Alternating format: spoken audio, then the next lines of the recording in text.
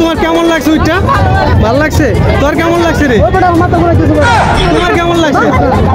তোমার কেমন লাগছে মামা? সেই এই শিমু, তোমার কেমন মাথা ঘুরাইতেছে না? তোমার কেমন লাগছে? ভালো লাগছে? শেখ বল দাও, শেখ বল দাও। এই যে বলে ডাইন পাশ চাপায়া এই যদি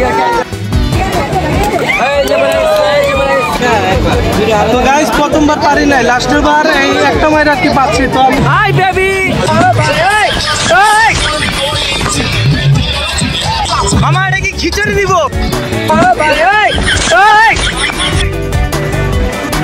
Bonk. Bonk. Bonk. Bonk.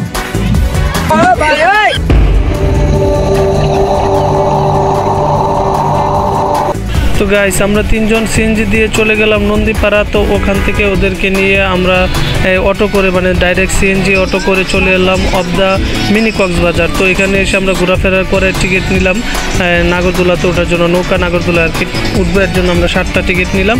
তো এখানে অনেক মানুষ আর শত শত মানুষের ভিড়ের মধ্যে প্রায় 1 ঘন্টা ঠেলাঠেলি করার পরে যে আমি টিকিট পাইছি। মানে আপনারা আসলে অবশ্যই বুঝতে পারবেন বা আশেপাশে যারা আছেন ওই এলাকার তারা জানেন যে এই এলাকাতে